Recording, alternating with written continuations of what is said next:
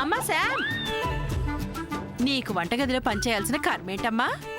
నువ్వు పల్లెటూరు నుంచి వచ్చావా ఏంటి? అమెరికా నుంచి వచ్చావు. హాయిగా సోఫాలో కాలు మీద కాలు వేసుకొని దర్జాగా కూర్చో. ఏసీ ఆన్ చేసుకొని. నువ్వురా, నేను ఏసీ ఆన్ చేసి పెడతా.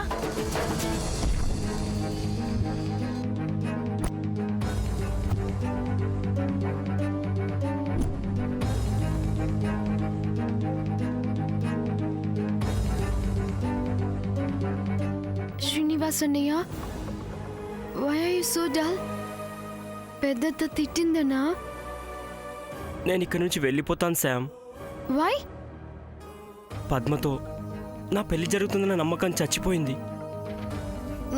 నో, నీకు పద్మావదనకి పెళ్లి జరుగుతుంది. అలా ఆశ పెంచుకోవడం ఇంకా వేస్ట్ అనిపిస్తుంది. అందుకే నేను ఇక్కడ ఉండటంలో అర్థం లేదు. అన్నయ్య, డోంట్ బి ఫూలిష్. అసలు ఇప్పుడు ఏం జరిగిందని? ఇంకా ఏం జరగాలి? ఇక్కడ నా పరిస్థితి పాము ముంగిస పోరులా ఉంది. ఏదో ఒకరోజు నేను ఆడుతున్న ఈ నాటకం బయటపడుతుంది.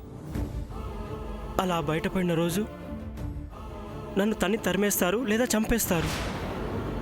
ఒక పక్క మనోజ్, ఇంకో పక్క పద్మ వాళ్ళ అమ్మగారు. ఇద్దరు నా పద్మను నాకు దక్కనివ్వరు.